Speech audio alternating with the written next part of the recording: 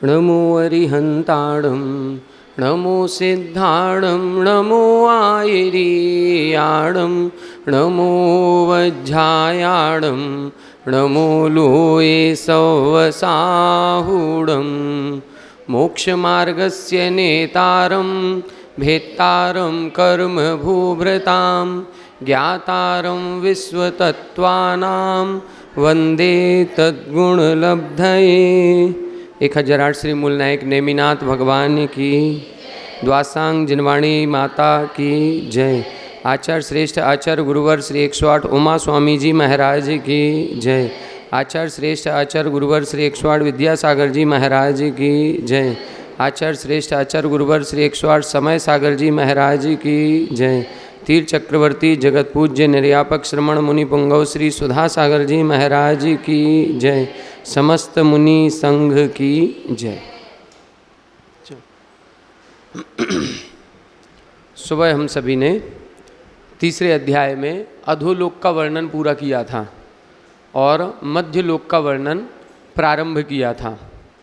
अधोलोक के बारे में नारकी जीवों की सभी विशेषताओं को चार्ट रूप में अपन ने पूरा बनाया था कि 7 पृथ्वियाँ होती हैं, उन 7 पृथ्वियों में बिलों की संख्या कितनी है, उनकी मोटाई कितनी है, उनमें पटलों की संख्या कितनी है, उनमें जो नारकी जीव हैं उनकी जघन आयु कितनी, उत्कृष्ट आयु कितनी, उधर वेदना कैसी होती है, लेस्या कैसी होती है, इत्यादि प्रकार से विभिन्न विशेषताओं को अपन ने चार्ट के माध्यम से लिखा था। फिर इसके बाद अपन ने मध्यलोक पढ़ना प्रारंभ किया था। मध्यलोक के अंतर्गत इधर इन्होंने बताया था कि जो मध्यलोक है उसका विस्तार कितना है, 1 राजू प्रमाण। उस 1 राजू प्रमाण त्रियक लोक में क्या है, तब इधर इन्होंने लिखा था जम्बू द्वीप, लवण समुद्र आदि असंख्यात द्वीप और असंख्यात समुद्र हैं। अब वो जो असंख्यात द्वीप और समुद्र हैं वो कैसे कैसे हैं, तब उन्होंने लिखा था कि वो फैले हुए हैं और बलयाकृत्या, बलय आकृति के हैं, गोल हैं। कैसे हैं, एक के बाद एक है क्या, नहीं, एक दूसरे को घेरे हुए हैं, पूर्व पूर्व परिक्षेपिणों। ऐसा नहीं है कि एक गांव इधर बसा है, 4 किलोमीटर के बाद दूसरा गांव आ गया, फिर दूसरा गांव आ गया, ऐसे द्वीप समुद्र नहीं है। एक द्वीप, उसको घेर करके चारों तरफ से समुद्र, फिर उस समुद्र को घेर करके चारों तरफ से फिर द्वीप, फिर समुद्र, फिर द्वीप, फिर समुद्र, ऐसे असंख्यातों द्वीप समुद्र हैं। इनका विस्तार कितना है, तो द्विर विस्कंभा, दुगने दुगने विस्तार वाले हैं। जितना विस्तार पहले द्वीप का है उससे दुगना विस्तार समुद्र का, समुद्र से दुगना विस्तार फिर अगले द्वीप का, फिर द्वीप से दुगना विस्तार फिर समुद्र का, इस तरह से दुगना दुगना विस्तार लगाना है। फिर प्रश्न हुआ कि जो पहला द्वीप है उसका नाम क्या है, उसकी विशेषता क्या और उसका विस्तार कितना। तब इधर इन्होंने बताया था पहले द्वीप का नाम जम्बू द्वीप है। अब जम्बू द्वीप जैसे ऐसे कई द्वीप हैं, जम्बू द्वीप नाम के ही बहुत सारे द्वीप हैं। तो इधर कौन सा द्वीप लेना है, ये जम्बू द्वीप जिसके मध्य में वो मेरू पर्वत है, सुमेरु पर्वत, मेरू नाभि, नाभि यानी केंद्र में जिसके सुमेरु पर्वत है, वह जम्बू द्वीप पहला द्वीप है और उस द्वीप का विस्तार 1,00,000 योजन प्रमाण है। अब अपन को एक आइडिया लग गया कि जब जम्बू द्वीप 1,00,000 योजन का है तो इसको घेर करके जो लवण समुद्र बनेगा वो 2,00,000 योजन का होगा। उसको घेर करके फिर जो द्वीप बनेगा वो 4,00,000 का होगा।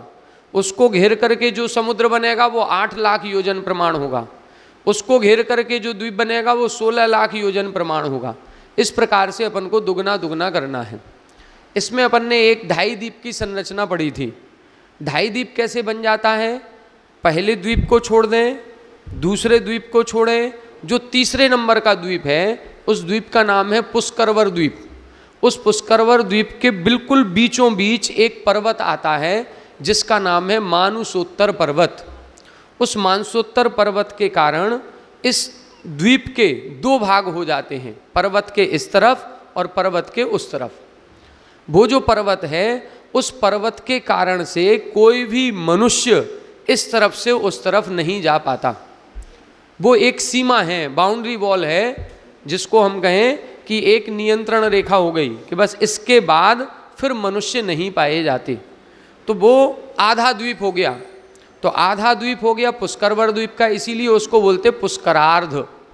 पुष्कर अर्ध मतलब आधा पुष्करार्ध हो गया, एक पूरा धातकी खंड द्वीप हो गया और एक पूरा जम्बू द्वीप हो गया। ऐसे 2.5 द्वीप होते हैं। 2.5 द्वीप के अंतर्गत 2.5 द्वीप और 2 समुद्र आएंगे। 2 समुद्र कौन से? लवण समुद्र, कालोदधी समुद्र। 2.5 द्वीप कौन से आएंगे? जम्बू द्वीप, धातकी खंड और आधा पुष्करार्ध। इतना क्षेत्र 2.5 द्वीप के अंतर्गत आता है। इसका विस्तार कितना हो जाता है? 45 लाख योजन हो जाता है। जम्बू द्वीप के इस तरफ 22 लाख योजन, जम्बू द्वीप के इस तरफ 22 लाख योजन, तो 22 इधर 22 इधर और 1 लाख का जम्बू द्वीप है। तो ऐसे कुल मिलाकर के 45 लाख योजन क्षेत्र मनुष्य लोक का या 2.5 द्वीप का बनता है। यहाँ तक अपन ने देख लिया था। यहाँ तक किसी को कुछ पूछना हो तो पूछ सकते हैं।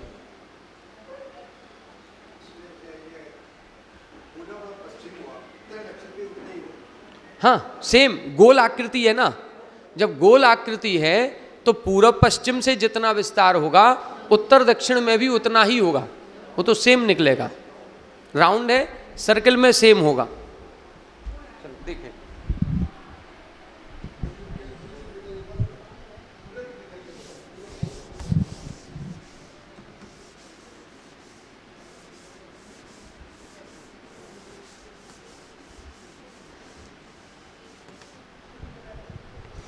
ये देखो ये अपन ने एक गोला बनाया, ये जम्बू द्वीप का, यहाँ से यहाँ तक विस्तार 1 लाख योजन का हो गया। अब जितना ये विस्तार है इससे दुगना विस्तार यहाँ पर ये अपन एक और राउंड बनाएंगे सर्किल, तो ये बनेगा, ये लवण समुद्र बन गया। ये जो लवण समुद्र बनेगा तो यहाँ से यहाँ तक का विस्तार इसका ये 2 होगा, तो यहाँ से यहाँ तक भी 2 होगा। दोनों तरफ से है ना, राउंड में है तो दोनों तरफ से 2 इस तरफ और 2 इस तरफ। फिर इसको घेर करके बनाएंगे तो और बड़ा विस्तार कर देंगे। अपन चूंकि बोर्ड पर बना रहे हैं, आप लोग कॉपी पर बनाएं तो इसका माप ले करके पेंसिल से और उससे प्रकार जो होती है उससे माप ले करके बनाएंगे तो और अच्छा बनेगा। दुगना दुगना करना है तो उसकी त्रिज्या जो होती है रेडियस उतना ले करके वो फिर बनाया जाए नाप के तो और अच्छा सही बनेगा। अब यहाँ पर ये 4 हो जाएगा और यहाँ ये 4 हो गया। फिर इसके बाद एक और बनाया अपन ने, अब उतनी जगह ही नहीं है, इधर पतला करना पड़ेगा। मान लो एक और बनाया, ये अपना समुद्र बन गया। समुद्र बना, ये 8 का बनेगा, इधर भी 8 इधर भी 8। फिर इसके बाद ये मानसोत्तर पर्वत बना दिया, तो मानसोत्तर पर्वत जब बनेगा तो ये आधा बनेगा और आगे बनेगा। ये वैसे होना चाहिए इधर तक 16, लेकिन ये 8 बन गया। ठीक है, तो ये 8 इधर और ये 8 इधर, तो ये 8 8 16 4 20 और 2 22। ये यहाँ से यहाँ तक कितना हो गया? 22। 22 इधर हुआ तो 22 इधर तक हो जाएगा और एक हो गया जम्बू द्वीप का। ऐसे 45 लाख योजन ये 2.5 द्वीप बनता है। आगे जाकर के पहले अपन जम्बू द्वीप की संरचना पढ़ेंगे, फिर इसके बाद इस 2.5 द्वीप की संरचना बताएंगे। 2.5 द्वीप में 5 मेरू होते हैं, कुलाचल पर्वत होंगे, गजदंत पर्वत होंगे, अकृत्रिम चैत्यालय होंगे। ये सारी संरचनाएं अपन को पढ़नी है। तो पहले जम्बू द्वीप की पढ़ेंगे, फिर जम्बू द्वीप की एक बार समझने के बाद फिर 2.5 द्वीप की संरचना पढ़ेंगे तो आसानी से समझ में आएगी। तो अभी तो अपन 2 सूत्र जो अपन ने सुबह पढ़े थे उसमें इतना ही अपन को समझना है कि असंख्यात द्वीप समुद्र हैं, जम्बू द्वीप से प्रारंभ करना है और जम्बू द्वीप का विस्तार 1 लाख योजन का है, उससे दुगने दुगने विस्तार वाले हैं, एक दूसरे को घेरे हुए हैं, गोल आकृति के हैं। बस इतनी अपन को विशेषताएं पढ़नी। अब इसके बाद अपन ने ये जो जम्बू द्वीप बनाया है 1 लाख योजन का, अब इसका वर्णन शुरू होगा। ठीक है, अब अपन क्या बनाएंगे? जम्बू द्वीप बनाएंगे। देखें,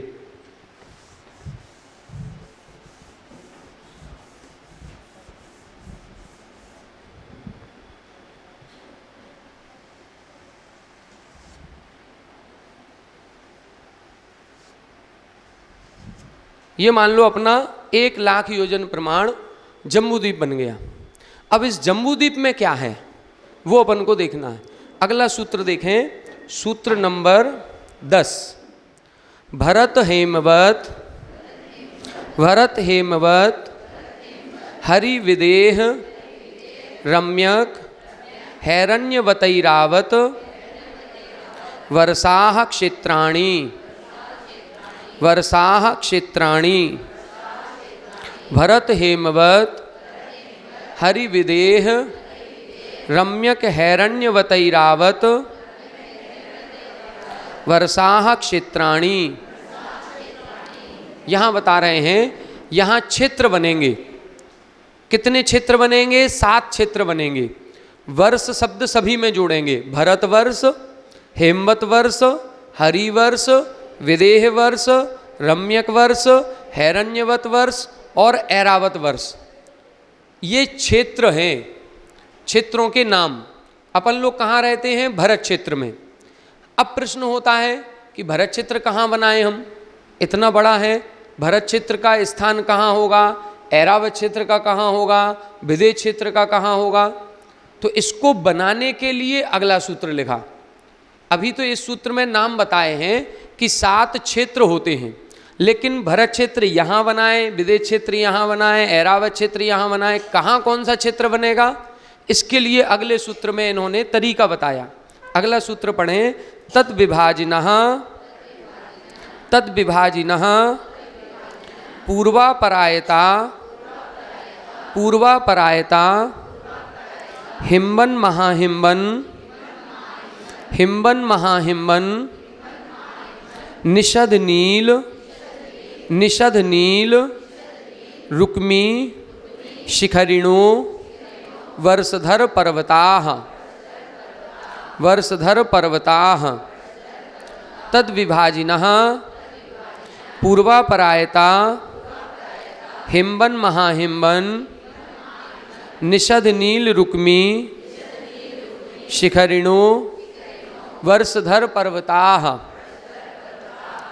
यहाँ बता रहे हैं तद्विभाजिनः, उसका विभाग करते हैं। कौन सा क्षेत्र कहाँ बनेगा, इसका विभाग कैसे करें? तो इसका विभाग करने के लिए इधर इन्होंने लिखा 6 पर्वत आते हैं। 6 पर्वत के आने से विभाग हो जाता है।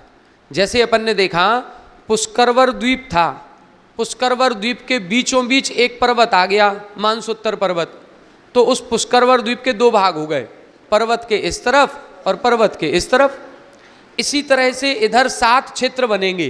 तो 7 क्षेत्रों का विभाग 6 पर्वतों के कारण से होगा। इस जम्बूद्वीप में 6 पर्वत आएंगे तो इस जम्बूद्वीप के 7 क्षेत्र बन जाएंगे। अब वो 6 पर्वत कौन कौन से हैं? तब लिखा हिम्बन, महाहिम्बन, निषद, नील, रुक्मी और शिखरिन। ये 6 पर्वतों के नाम हैं। ऊपर के सूत्र में 7 क्षेत्रों के नाम बताए थे, भरत क्षेत्र, हेमवत क्षेत्र, हरि क्षेत्र, विदेह क्षेत्र। ये क्षेत्रों के नाम हैं। अब इनको कैसे बनाएं? तो अपन को एक पहले देखना है दिशा कौन सी रखेंगे। ऊपर हमेशा नॉर्थ होती है, इस तरफ ईस्ट, इधर साउथ, इधर वेस्ट। ठीक है, ईस्ट इस तरफ रहेगी, इधर वेस्ट हो जाएगा। अब देखें इधर इन्होंने लिखा पूर्वापरायता, पूर्व अपर आयता, पूर्व दिशा से अपर यानी पश्चिम। पूर्व का विपरीत क्या होगा? पश्चिम। तो पूर्व दिशा से पश्चिम दिशा की ओर फैले हुए, आयता मतलब फैले हुए, ये पर्वत हैं। अब पूर्व से पश्चिम तक बनाएंगे तो अपन यहाँ से, ये पूर्व दिशा है, यहाँ से एक लाइन खींचेंगे, ये पहला पर्वत, फिर दूसरी लाइन खींची, ये दूसरा पर्वत, फिर तीसरी लाइन खींची, ये तीसरा पर्वत, फिर ये चौथा, ये 5वां और ये 6 पर्वत बना दिए। 6 पर्वत बनाने से 7 भाग हो गए इसके। एक ये पहला, दूसरा, तीसरा, चौथा, 5वां, 6वां और 7वां।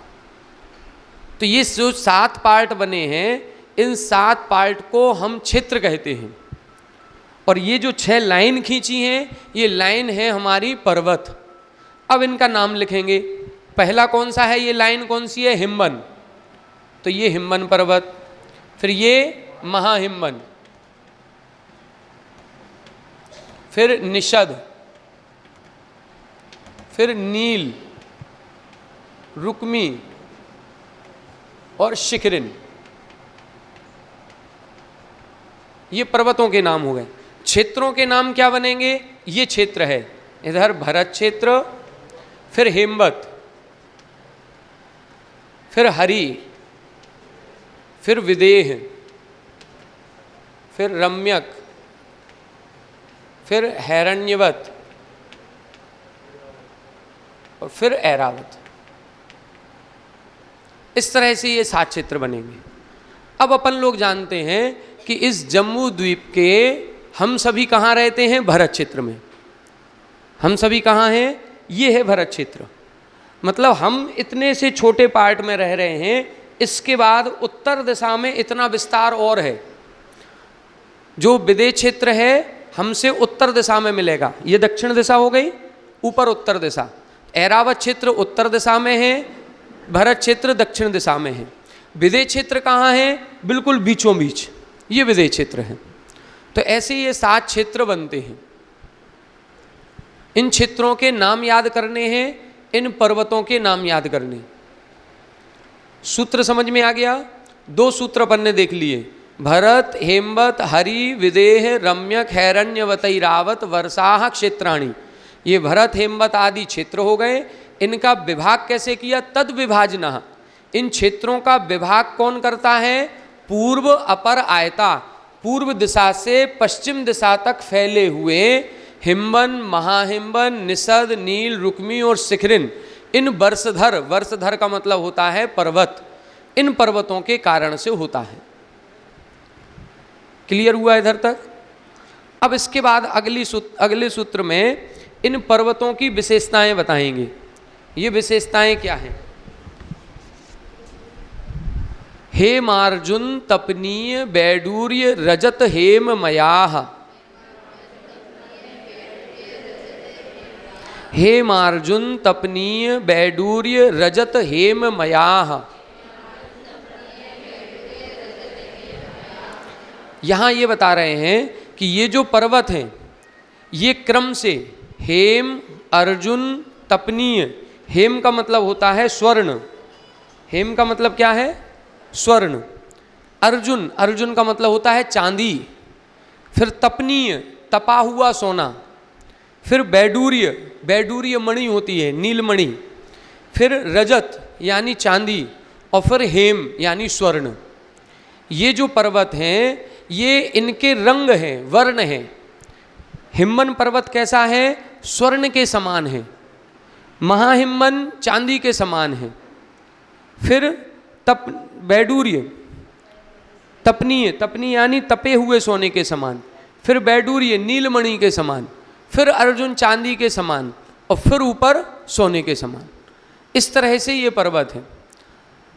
आचार्य श्री अपने ये कहते थे, जो सर्वार सिद्धि इसकी टीका लिखी उसमें तो इन्होंने समान शब्द लिखा है कि ये सोने के समान है, लेकिन जो एक शब्द लिखा है हेम मया, मय शब्द जो लिख रहा है, इससे ऐसा लगता है कि ये सोने के समान नहीं है, ये सोने के हैं। पहला पर्वत सोने का है, दूसरा चांदी का है, तीसरा तपे हुए सोने का है, फिर बैडूर्य नीलमणि का, फिर चांदी का और फिर सोने का। ये पर्वत इस तरह के हैं। क्यों ऐसा लगा? क्योंकि अगले सूत्र में इनकी कुछ विशेषता लिखी है। अगले सूत्र में विशेषता लिखी, मणि विचित्र पार्श्वा, मणि विचित्र पार्श्वा उपरि मूले च तुल्य विस्ताराः, तुल्य विस्ताराः। मणि विचित्र पार्श्वा उपरि मूले च तुल्य विस्ताराः। यहाँ बता रहे हैं क्योंकि इनके जो पार्श्व, पार्श्व का मतलब होता है साइड्स, इसके जो दोनों तरफ के हिस्से हैं वो विचित्र विभिन्न प्रकार की मणियों से खचित हैं। विभिन्न प्रकार की मणियाँ लगी हुई हैं। ये पहाड़ सोने का है और उस सोने के पहाड़ में मणियाँ लगी हुई हैं विभिन्न प्रकार की। और हैं कैसे ये? अपन लोग जो पहाड़ बनाते हैं, कभी कोई सीनरी वगैरह बनाना हो तो अपन लोग पहाड़ इस तरह के बनाते हैं, नीचे चौड़ाई ज़्यादा होती है, ऊपर नोक बनती जाती है और नीचे फिर चौड़ाई हुई, तो नीचे चौड़ाई होती है, ऊपर धीरे धीरे पीक पॉइंट आता है। यहाँ के ये जो पर्वत हैं, ये पर्वत इस तरह के नहीं हैं। इधर के पर्वत हैं ऊपरी मूले च तुल्य विस्तारा, ऊपर नीचे, मूल का मतलब नीचे और चा शब्द से मध्य में, ऊपर नीचे और मध्य में समान विस्तार वाले हैं। समान विस्तार का मतलब जैसे दीवार खड़ी कर दी हो, जो अपन दीवार खड़ी करते हैं वो यदि 9 इंच की जा रही है तो नीचे भी 9 इंच की रहेगी, ऊपर भी 9 इंच रहेगी, बीच में भी 9 इंच है। बस इस तरह का पहाड़ बना हुआ है और उसके दोनों तरफ विभिन्न प्रकार की मणियाँ लगी हुई हैं। तो ये पर्वतों की विशेषताएं हैं। हिम्मन पर्वत कैसा है? सोने जैसा, सोने का या सोने जैसा। दूसरा चांदी का या चांदी जैसा। तीसरा तपे हुए सोने जैसा। फिर उसके बाद नीलमणि का, फिर चांदी और फिर सोना। इस तरह से ये 6 पर्वत हैं। इनका विस्तार कैसा है? ऊपरी मूले च तुल्य विस्तारः, समान विस्तार वाले हैं, ऊपर भी, मध्य में भी और नीचे भी, सब जगह समान विस्तार है, एक दीवाल जैसे लगते होंगे। अब इन तालाबों पर, इन पहाड़ों पर या पर्वतों पर क्या है? तब अगले सूत्र में लिखा, इन पर्वतों पर तालाब बने हुए हैं।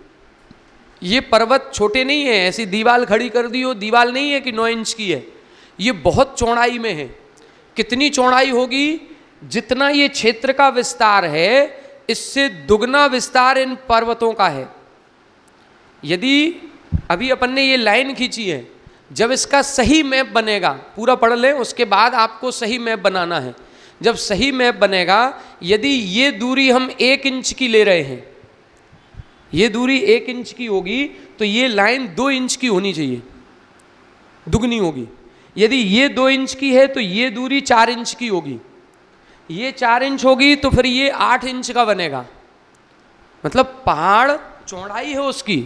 यदि ये 100 योजन हो गया तो ये 200 योजन होगा, ये 400 योजन होगा, फिर ये 800 योजन होगा, 1,00,000 योजन है यहाँ से लेके यहाँ तक। इसका विस्तार आएगा आगे जब अपन सूत्र पढ़ेंगे। तो ये एक पंक्ति मात्र मान करके मत चलो कि एक पतला सा पहाड़ हो गया, इसकी चौड़ाई बहुत है। अब जब चौड़ाई होगी उस पहाड़ की, तो उस पहाड़ के ऊपर भी कुछ होगा। तो उस पहाड़ के ऊपर तालाब बने हुए हैं। अब वो तालाब कैसे हैं? अगला सूत्र देखें, पद्म महापद्म तिगिंच केसरी महापुंडरीक पुंडरीका हृदास्तेसा मुपरी, हृदास्तेसा मुपरी पद्म महापद्म तिगिंच केसरी महापुंडरीक पुंडरीका हृदास्तेसा मुपरी। इधर बता रहे हैं तेसाम उपरी, तेसाम यानी उन पर्वतों के ऊपर। अभी पर्वतों की बात चल रही थी, अब बता रहे हैं उन पर्वतों के ऊपर। हृदाह, हृद का मतलब होता है तालाब। इन पर्वतों के ऊपर तालाब बने हुए हैं। अब वो तालाबों के नाम कौन कौन से हैं? तब लिखा पद्म तालाब, महापद्म तालाब, तिगिंच तालाब, केसरी तालाब, महापुंडरीक तालाब और पुंडरीक तालाब। क्रम से लगाएंगे। हिम्मन पर्वत पर कौन सा होगा? पद्म। महाहिम्मन पर महापद्म, निषद पर तिगिंच, नील पर केसरी, रुक्मी पर महापुंडरीक और शिखरिन पर पुंडरीक। ये क्रम से याद करना है। जब आपका पेपर होगा तो उसमें हम इसी तरह से पूछेंगे, निषद पर्वत के ऊपर जो तालाब है उसका नाम क्या है। अब निषद पर्वत पहले देखें 3रे नंबर का, फिर 3रे नंबर का तालाब देखें, पद्म महापद्म तिगिंच। तो आपको 4 ऑप्शन देंगे, उन 4 ऑप्शन में तिगिंच होगा, आपको उस पर टिक करना है। तो ये नाम आपको याद करने हैं, 7 क्षेत्रों के नाम, 6 पर्वतों के नाम, 6 तालाबों के नाम। कौन से पर्वत पर कौन सा तालाब है, ठीक है। एक बार बताएं, रुक्मी पर्वत पर कौन सा तालाब है? रुक्मी पर, महापुंडरीक, ठीक। नील पर्वत पर केसरी तालाब। अच्छा ये बताओ महापद्म तालाब कौन से पर्वत पर है? महाहिमवन पर। महापद्म महाहिमवन, ये सेटिंग बैठ गई, याद रखना है अपन को। तालाब कौन से पर्वत पर है ये भी पूछा जा सकता है, पर्वत पर कौन सा तालाब है ये भी पूछा जा सकता है, ठीक है, ये अपन को याद रखना। अब इसके बाद क्या होगा, ये तालाब बनाएंगे कैसे? इन तालाबों की लंबाई चौड़ाई भी होगी, तो उसकी लंबाई कितनी है, चौड़ाई कितनी है, उसकी डेप्थ गहराई कितनी है, ये सब कुछ इसमें अगले सूत्र में बता रहे हैं। अगला सूत्र देखें, प्रथमो योजन सहस्राया मस्तदर्ध विस्कंभो हृदः।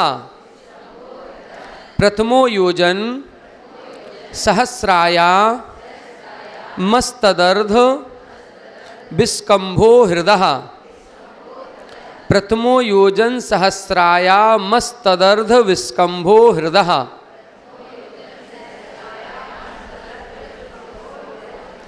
अब इधर बता रहे हैं प्रथमो हृदः, क्या लिखा? प्रथमो यानी पहला, और हृदः यानी तालाब। पहला तालाब कैसा है? योजन सहस्र आयाम, आयाम का मतलब होता है लंबाई। पहले तालाब की लंबाई कितनी है? सहस्र योजन। सहस्र का मतलब 1000, 1000 योजन लंबा तालाब है, 1000 योजन लंबा। चौड़ाई कितनी है? तब लिखा तत् अर्ध विस्कंभा, तत् अर्ध, जितनी लंबाई उसकी आधी चौड़ाई। अब कैसे बनाएंगे? यहां पर एक तालाब बनाया अपन ने, इस तरह से मान लो ये बन गया, ये एक तालाब बना, तो इसकी ये लंबाई होगी पूरब से पश्चिम तक फैली हुई, तो ये लंबाई होगी 1000 योजन, और इसकी चौड़ाई कितनी होगी? 500 योजन। ये पहले तालाब की, पद्म तालाब की, पद्म तालाब की लंबाई कितनी है? 1000 योजन, और पद्म तालाब की चौड़ाई कितनी है? 500 योजन। क्लियर हुआ? सूत्र से अर्थ निकालना है। ये महायोजन सब अकृत्रिम रचनाएं हैं। अब महायोजन से है तो किलोमीटर में बनाओ। एक महायोजन कितने किलोमीटर का? 6000 किलोमीटर का। एक योजन 6000 किलोमीटर का है, एक योजन। तो 1000 योजन, 1000 योजन और कितना होगा? 60 लाख। 60 लाख किलोमीटर का एक तालाब हो रहा है। कितना बड़ा तालाब होगा? अपने लिए तो ये जो हिंद महासागर, प्रशांत महासागर सब एक समान यही हो गए। ये भी नहीं है 60 लाख किलोमीटर, तो इतना है ही नहीं। अपना ये अकृत्रिम संरचना बता रहे। 1000 योजन लंबाई, एक योजन 6000 किलोमीटर का, तो अब सोचो कितना हो गया। अब इसकी गहराई बताएंगे। इस पहाड़ की ऊंचाई है, पहाड़ ये कितना ऊंचा है? पहाड़ की ऊंचाई सूत्र में नहीं दी है, अपन लिख लें। ये 100 योजन है, ये 200 योजन है, ये 400 योजन है। पहाड़ की जो ऊंचाई होगी, जो हिमवन पर्वत है, हिमवन पर्वत की ऊंचाई 100 योजन की, महाहिमवन की 200 योजन, और फिर निषद पर्वत की 400 योजन। फिर इसी तरह से नील पर्वत की 400, फिर 200 और फिर 100।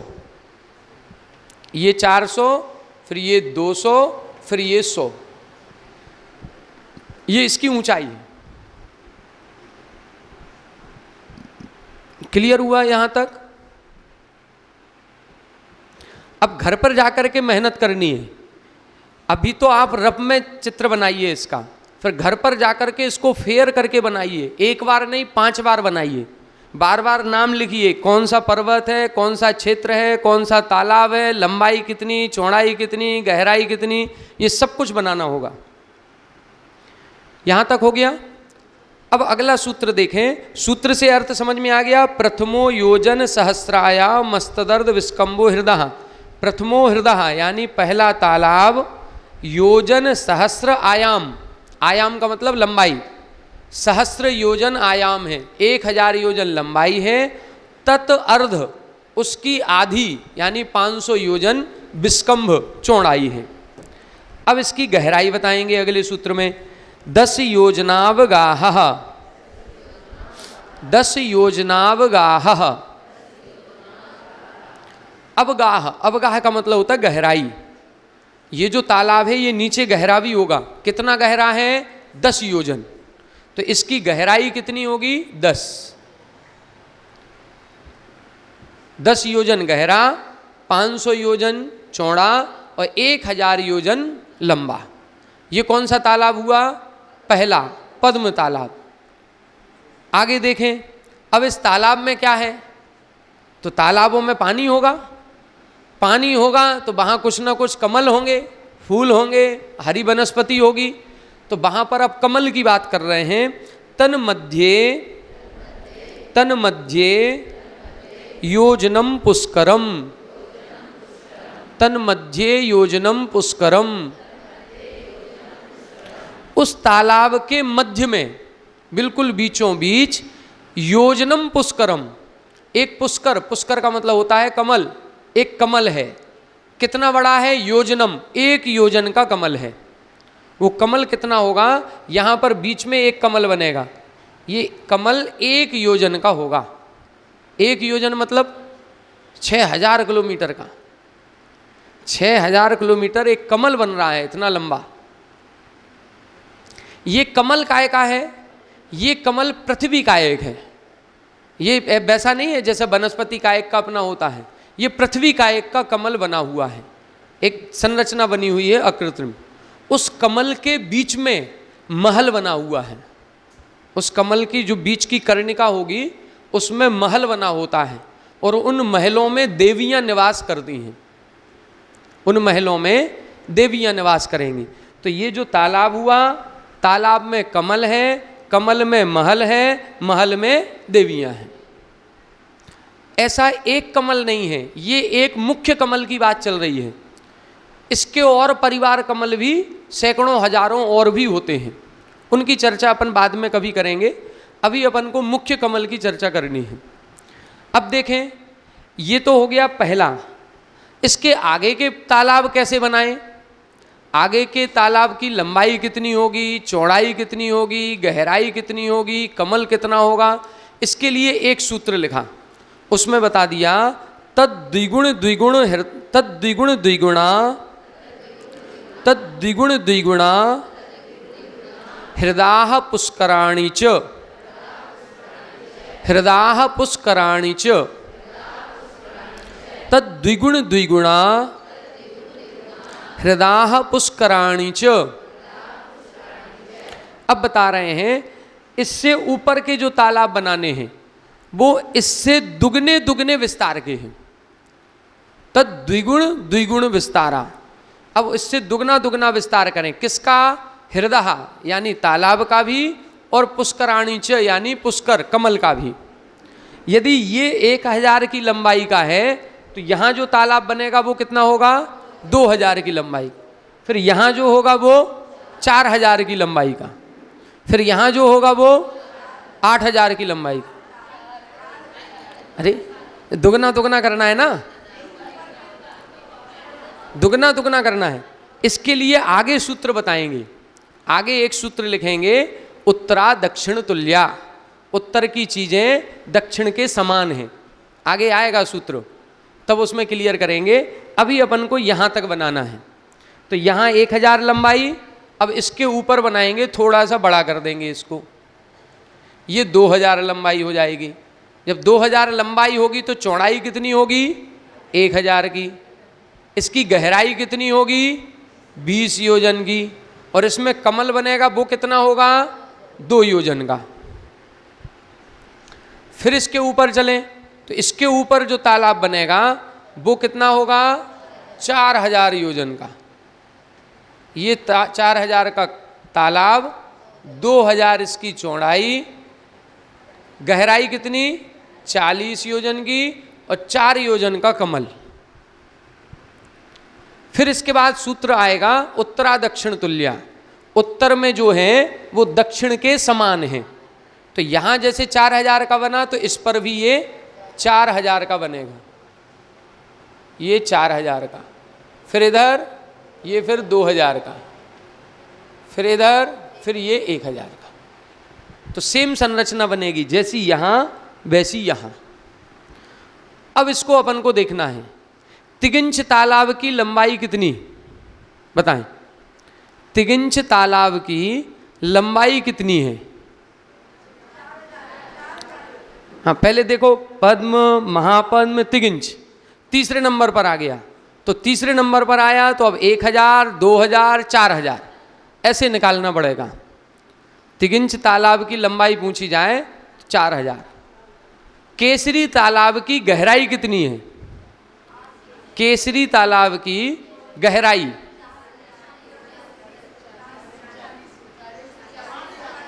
केसरी तालाब, केसरी कहाँ है? तिगिंछ के बाद केसरी। अब केसरी की गहराई कितनी होगी? 40 योजन की। ठीक है। महापुंडरीक तालाब कौन से पर्वत पर है?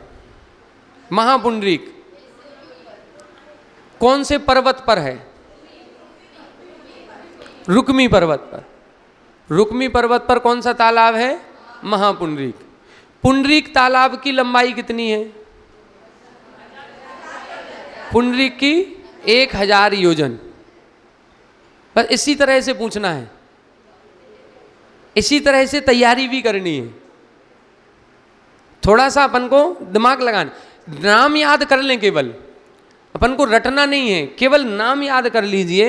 नाम के बाद क्रम अपन को पता है, क्रम पता है तो अपन आराम से पेपर में देख के निकाल लेंगे कि कहाँ कितना क्या होगा। ठीक, यहां तक किसी को कुछ पूछना हो तो पूछें। हाँ, चित्र भी बनाने को आएगा, चित्र बनाने को आएगा। पेपर में हम एक सर्किल बना के देंगे, उस सर्किल में बना करके देंगे और उसमें बताएंगे इस सर्किल में निम्न चीज़ों को दिखाइए। हम उसमें लिखेंगे तिगिंछ तालाब, तो आपको बताना पड़ेगा तिगिंछ तालाब कहाँ है। हम कहेंगे ऐरावत क्षेत्र, तो ऐरावत क्षेत्र कहाँ है वो आपको, जैसे मैप आता ना, छोटे में परीक्षा दी होगी कि भारत का नक्शा दे दिया, उसमें पूछेंगे छत्तीसगढ़ राज्य कहाँ है, जम्मू कश्मीर कहाँ है, दिल्ली कहाँ है, तो ऐसा पूछा जाता है। ऐसे ही हम आपको एक मैप देंगे, उसमें गोल सर्किल बना होगा जम्बूद्वीप का, उसमें हम लाइन भी खींच देंगे, 6 लाइन पहाड़ वाली। फिर आपको बस केवल ये बताना है कि इसमें विदेश क्षेत्र कौन सा है। तो जो क्षेत्र होगा आप इस पर इधर लिख देना विदेश क्षेत्र। हम पूछेंगे नील पर्वत कहाँ है, तो इस लाइन पर लिख देना नील पर्वत।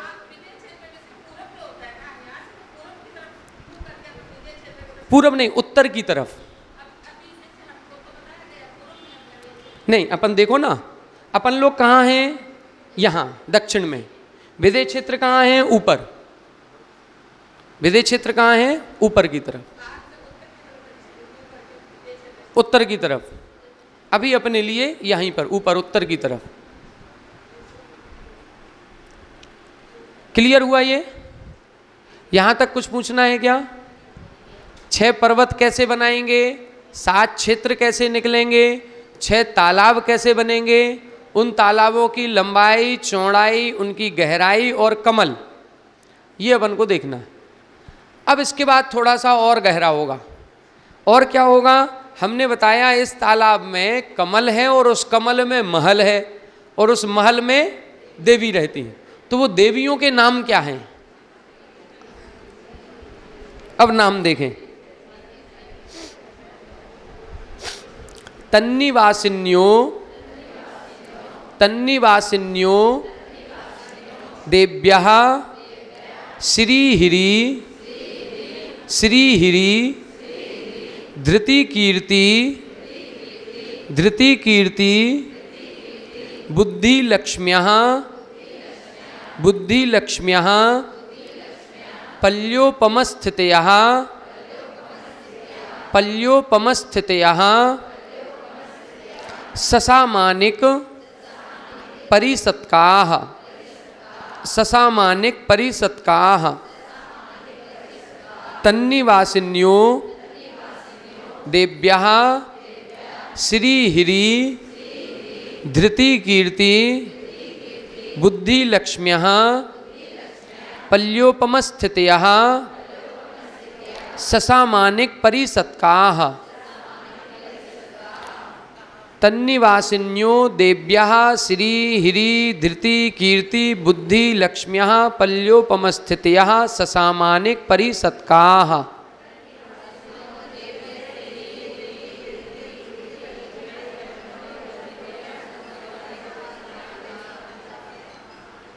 देखें, तत् निवासिन्यः, तत् निवासिन्यः का मतलब उन कमलों में निवास करती हैं। कौन निवास करती हैं? देव्यः यानी देवियाँ। कौन कौन सी? श्री देवी, हिरी देवी, धृति देवी, कीर्ति देवी, बुद्धि देवी और लक्ष्मी देवी। ये 6 देवियों के नाम हैं। तो पहले तालाब में, पद्म तालाब में, इधर श्री, इसमें हिरी, इसमें धृति, कीर्ति, बुद्धि और लक्ष्मी। इस तरह से ये देवियां निवास करती हैं। ये देवियों की आयु कितनी होती है? पल्योपम स्थितयः, एक पल्य की इनकी आयु होती है। एक पल्य सुबह बताया था, एक पल्य सुबह बताया था, 1 योजन का गड्ढा खोदे, उसमें हमने बालों के छोटे छोटे टुकड़े किए थे, फिर 100 वर्ष में 1 बाल निकाला था, जितने में खाली होगा वो 1 पल्य। इतनी लंबी आयु इनकी होती है, 1 पल्य की आयु इनकी होती है। और कैसी होती हैं ये? ससामानिक परिसत्काः, ये सामानिक और पारिषद जाति के देवों के साथ निवास करती हैं। जब देवताओं का 4था अध्याय पढ़ेंगे तो 4थे अध्याय में देवताओं के 10 भेद किए गए। इंद्र, सामानिक, त्रायस्त्रिंस, पारिषद, आत्मरक्ष, लोकपाल, ऐसे 10 भेद किए गए। तो ये जो देवियां रहती हैं ये किसके साथ रहती हैं? ये ससामानिक यानी सामानिक देवों के साथ और पारिषद देवों के साथ निवास करती हैं। ये देवियां ही 6 देवियां ये हैं और 2 देवियों के नाम और मिलते हैं, तुष्टि पुष्टि शायद। ये 8 देवियां होती हैं। जब पंचकल्याणक होते हैं तो अष्टकुमारियां बनाई जाती हैं। 8 प्रकार की देवियां आकर के माता की सेवा करती हैं, वो यही देवियां होती हैं। ये देवियां जब गर्भ कल्याणक का समय होता है तो गर्भ कल्याणक के समय माता की सेवा करने के लिए आती हैं।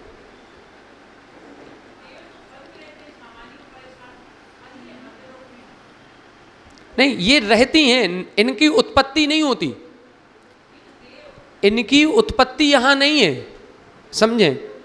ये देवियों की उपाद सैया यहाँ नहीं है।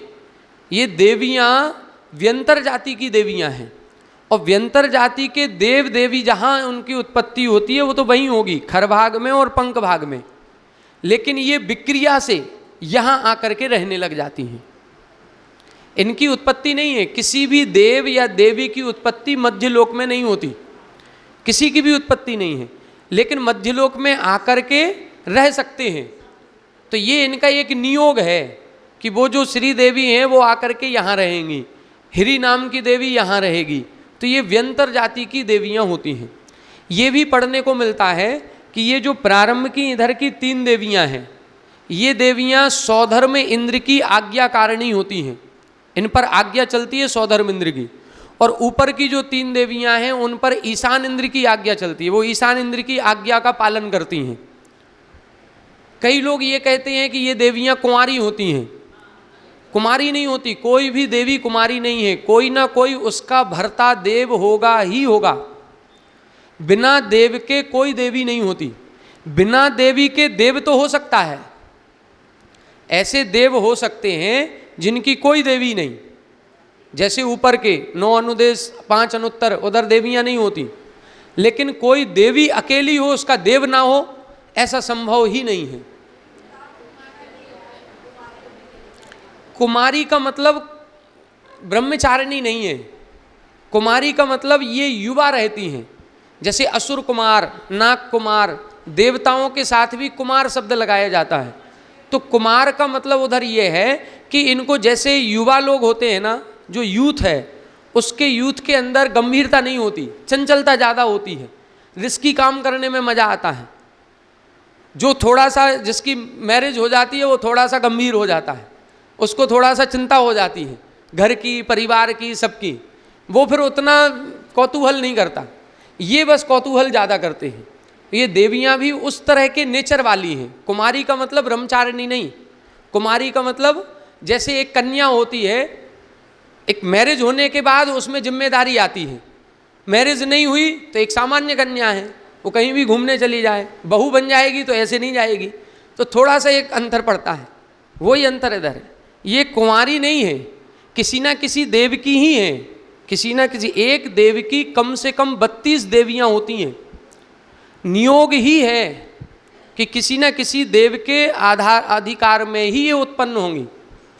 तो ये वैसी कुमारी नहीं है, बस इनके नाम के आगे कुमारी, कुमारी का मतलब ये युवा जैसे इनका नेचर होता है। इसी तरह से जैसे भवनवासी देवों के साथ कुमार शब्द लगाया जाता है। ये एक निवास तो है ही परमानेंट, मतलब एक देवी या एक देव कई रूप बना सकता है, कई रूप बना करके अलग अलग स्थानों पर रह जाए। तो एक स्थान तो ये फिक्स है कि श्री नाम की देवी यहाँ रहेगी, जो भी देवी यहाँ आकर के रहेगी उसका नाम श्री देवी कहलाएगा। जैसे सौधर्म इंद्र है, तो सौधर्म स्वर्ग का जो इंद्र बनेगा वो सौधर्म इंद्र है, उसकी आयु पूरी हो गई, दूसरा बनेगा वो सौधर्म इंद्र कहलाएगा, उसकी आयु पूरी हो जाएगी, तीसरा इंद्र बनेगा वो सौधर्म इंद्र कहलाएगा। इसी तरह से इधर भी ये देवी एक पल्ली की आयु वाली है, एक पल्ले बाद इसका मरण हो गया तो फिर दूसरी देवी आकर के रहेगी, वो भी श्री देवी के नाम से जानी जाएगी। उसका मरण हो जाएगा तो कोई तीसरी आएगी, उसका भी, वो भी श्री देवी कहलाएगी। तो ये नाम है इनके, एक नियोगी काम है। श्री देवी की याद तो नहीं आ गई? हेमा मालिनी श्री देवी आपके जमाने की नहीं, हमने भी खूब देखा श्री देवी, हेमा मालिनी, खूब फिल्में देखी उनकी नहीं, तालाबों में नहीं है, तालाबों में अकृत्रिम चैत्यालय नहीं है, पहाड़ों पर है। ये जो पहाड़ बना पर्वत है हिम्मन पर्वत, इस हिम्मन पर्वत पर एक अकृत्रिम चैत्यालय होगा, लेकिन इस तालाब में जो महल है उस महल में होगा ऐसा नहीं है।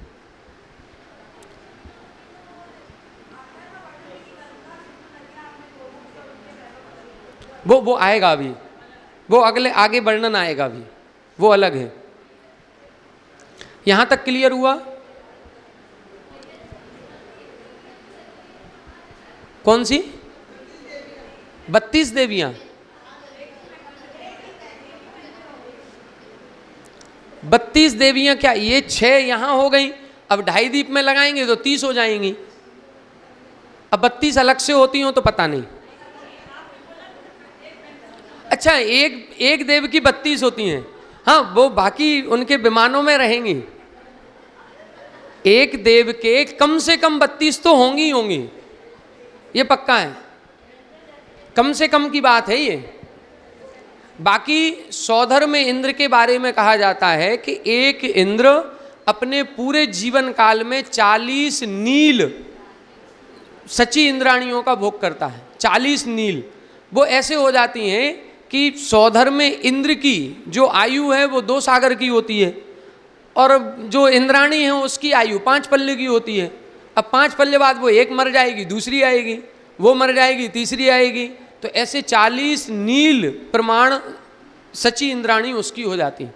बाकी सबकी अलग अलग संख्या है। ये सब इंद्र इंद्राणी हैं, इनके खूब वैभव होता है।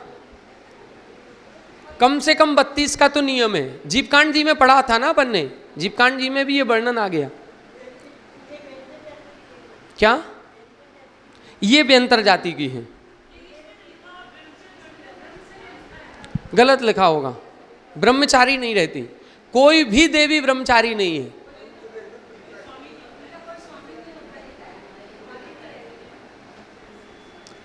हमने तो नहीं सुना कहीं।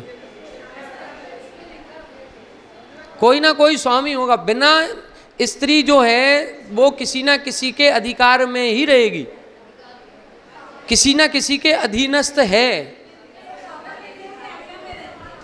आज्ञा में रहेगी, लेकिन इनकी कोई ना कोई देव होगा, ऐसा हो नहीं सकता। हाँ, तो सामानिक देवों के साथ है, लेकिन इस देवी की उत्पत्ति देखो ऐसा होता है जो वैमानिक देवों का है। वैमानिक देवों में यह है देवियों की उत्पत्ति पहले दूसरे स्वर्ग में ही होती है, उसके ऊपर नहीं होती।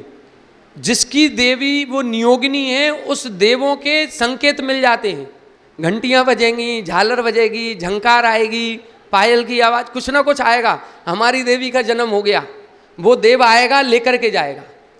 ऐसे कोई भी देवी की उत्पत्ति ऐसी नहीं होती कि उसका कोई देवी ना हो, कहीं भी, चाहे वो व्यंतर हो, चाहे भवनवासी हो, चाहे कोई भी देवी हो ही नहीं सकता। ये हो ही नहीं सकता कि कोई देवी की उत्पत्ति हो गई और देव है ही नहीं, संभव ही नहीं है। नहीं, देवताओं के तो सब पूरे सर्वार सिद्धि पर्यंत सभी जगह होता है, सब जगह उपास्याएं हैं, सब जगह देवों की उत्पत्ति होती है। केवल देवियों की उत्पत्ति जो है उनकी उपास्या पहले दूसरे स्वर्ग में ही है और ऊपर नहीं होती। 16वें स्वर्ग तक देवियां पाई जाती हैं। अब 16वें स्वर्ग की देवी कहाँ जाएगी? यहाँ से पहले दूसरे स्वर्ग से लेकर के जाएगा, मतलब बारात ले जाने का लाने का सिस्टम वहाँ भी है। वहाँ पर भी देव आता होगा और अकेले नहीं आता होगा, देवी को लेने आना है तो अच्छे पूरे और सब बाकी असंख्यात देवों को लेकर के आएगा, ठाट वाट से लेकर के जाता होगा। है अब जो सिस्टम है वो है।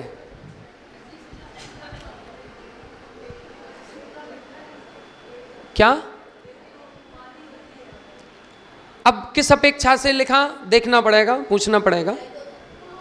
लेकिन हमें ऐसा बहुत पक्के से याद है, इस पर संगोष्ठी हुई थी और पूज्य सुधासागर महाराज श्री के सानिध्य में हुई थी। उन्होंने स्पष्ट कहा था कोई भी देवी बिना देव के हो ही नहीं सकती। देव तो हो सकता है, जैसे ऊपर के देव हैं, 5 अनुत्तर विमानों के देव हैं, 9 अनुदिश के देव हैं, ये देव बिना देवी के ही होते हैं। लेकिन देवियों की उत्पत्ति होगी तो कोई ना कोई नियोगी देव, उनका भर्ता जिसको स्वामी कहते हैं, वो होगा ही होगा। और ये इनकी मूल उत्पत्ति नहीं है, आप समझें। यहाँ ये सामानिक देवों के साथ रह रही हैं, इसका मतलब यहाँ ना तो ये सामानिक देवों की उत्पत्ति है, ना इन व्यंतरी देवों की उत्पत्ति है। उत्पत्ति तो इनके स्वयं के विमान में हुई होगी ना, स्वयं के भवन में। तो उस स्वयं का जो भवन जहाँ इनकी उपास्या होगी वहाँ का कोई देव तो होगा ना, नियोगी देव, उसकी ये स्वामिनी कहलाएंगी। ये तो यहाँ आकर के एक शरीर, एक वैक्रियक शरीर, एक रूप यहाँ रह रहा है, बाकी मूल शरीर तो इनका वहीं होगा, मूल शरीर तो वहीं होगा। कोई भी देव या देवी मूल शरीर को छोड़ करके अपने मूल विमान या भवन से बाहर कहीं नहीं जाते। कोई भी देव, मान लो 16वें स्वर्ग का देव है, अष्टानिका पर में नंदीश्वर आ जाए या समव शरण में जाए या कहीं भी जाए, मूल शरीर तो वहीं रहेगा। मूल शरीर विमान के बाहर कभी नहीं जाता। जब मूल शरीर विमान के बाहर कभी नहीं जाएगा और यहाँ उपास्या है नहीं, तो यहाँ देवी की उत्पत्ति हो कैसे गई?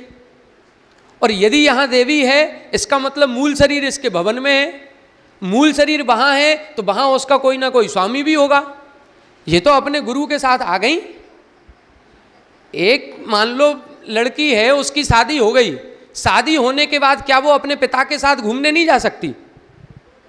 जा सकती है, अपने और रिश्तेदारों के साथ घूमने जा सकती है। शादी हो गई, पति अलग है, उधर रह रहा है, ये संभव है, वही मानना पड़ेगा। इनका स्वामी, इनका मूल शरीर इनके मूल विमान में या मूल भवन में ही है। इनका एक वैक्रियक शरीर यहाँ है और वो वैक्रियक शरीर सामानिक जाति के देवों के साथ है। सामानिक जाति के देव गुरु, पिता और के तुल्य होते हैं। सामानिक का मतलब है उनको दर्जा दिया जाता है श्रेष्ठ का, पूज्य पुरुष, आदर जिनको दिया जाता है, उनके साथ ये रहती है। मतलब ऐसे कहें कि यदि मान लो अपने घर से कोई एक लड़की बाहर घूमने जा रही है तो हम अकेले नहीं जाने देते, किसी ना किसी को साथ भेजेंगे। तो इन्होंने किसको साथ भेज दिया? माता पिता को, गुरुजन के साथ जाओ। और साथ में कौन है? पारिषद जाति के देव हैं, पारिषद यानी सभा के, तो सभा के लोगों को भेज दिया, जाओ साथ में, नजर रखना उस पर।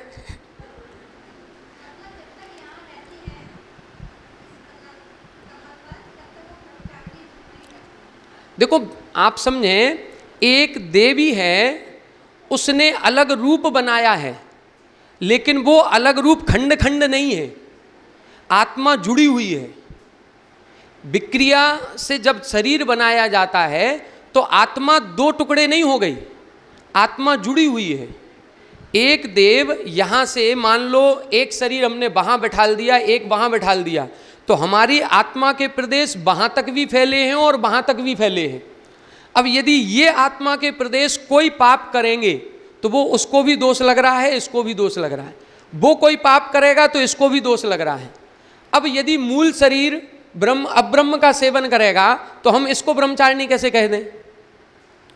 मूल शरीर तो इसके मूल विमान में है, मूल शरीर तो इसके मूल भवन में है, और यदि वो मान लो अपने देव के साथ कोई रति क्रिया कर रही है और हम कहें ये ब्रह्मचारिणी है, कैसे संभव है? आत्मा का प्रदेश तो वही है। किसी भी कंडीशन में कोई देवी ब्रह्मचारिणी नहीं होती।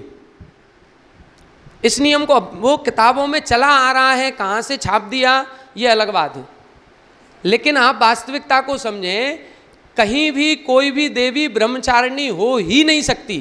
किस रूप में ब्रह्मचारिणी कह दें हम? आत्मा का प्रदेश तो एक ही है, इसीलिए तो ये कहते हैं कि ये देव संयम नहीं ले सकते। एक देव का एक स्वरूप समोशरण में बैठा है, एक देव का उसका दूसरा शरीर नंदीश्वर द्वीप में है, और तीसरा उसका शरीर भोगों को भोग रहा है। वो तीसरा शरीर उधर भोगों को भोग सकता है विमान में, तो अब हम उसको पापी कहें, पुण्यात्मा कहें, क्या कहें? अब उसका उपयोग जिस ओर होगा उसको वैसा पाप कर्म पुण्य कर्म का बंध होता है। इसीलिए देवों को अपवित्र माना गया। आप सभी ने सुना होगा कि देवता कभी मुनिराज को आहार नहीं दे सकते। देवता विक्रिया से सब कुछ बंद कर सकते हैं, चौका लगा सकते हैं, आहार दे नहीं सकते। यदि मुनिराज को पता चल जाए कि ये मायावी आहार है देवताओं का बना हुआ, प्रायश्चित्त करना पड़ेगा, क्योंकि देवताओं का शरीर महान अपवित्र है। यहाँ आहार दे रहे हो, दूसरा शरीर हो सकता भोगों में लगा हो, तो आत्मा का प्रदेश तो जुड़ा हुआ है। वो एक ही आत्मा यहाँ आहार दे रही हो और वहाँ भोगों में लगी है, कैसे संभव है? वो अपवित्र माना गया। देव पूरी भक्ति कर सकते हैं, सब कर सकते हैं, आहारचर्या आदि नहीं कर सकते। कई सारे प्रसंग होंगे, सब तरह से सोचना पड़ेगा। हमारा तो यही अभी तक विचार है, जो हमारा ज्ञान है, कि ये ब्रह्मचारिणी नहीं होती। महाराज श्री ने भी जब संगोष्ठी हुई थी स्पष्ट कहा था, कोई भी देवी बिना स्वामी के नहीं होती। स्वामी कहीं ना कहीं कोई ना कोई देव उसका होगा ही होगा। चलिए 7:30 हो गए, आज यहीं छोड़ते हैं। कल इसमें अपन और आगे बढ़ेंगे। अभी ये नक्शा पूरा नहीं हुआ, अभी इस तालाबों से नदियाँ निकलेंगी और उन नदियों को अपन को बहाना है। 14 नदियाँ 7 क्षेत्रों में बहेंगी, तो थोड़ा सा और सघन घना हो जाएगा ये चित्र। तो अभी इतना बना करके एक बार आप लोग प्रैक्टिस करें, फिर कल अपन और आगे बढ़ेंगे इसका रिवीजन के साथ, ठीक है। जा वाणी के ज्ञान से सूझे लोकालोक, सो वाणी मस्तक नमो सदा देते हूँ ढोक। हे जिन वाणी भारती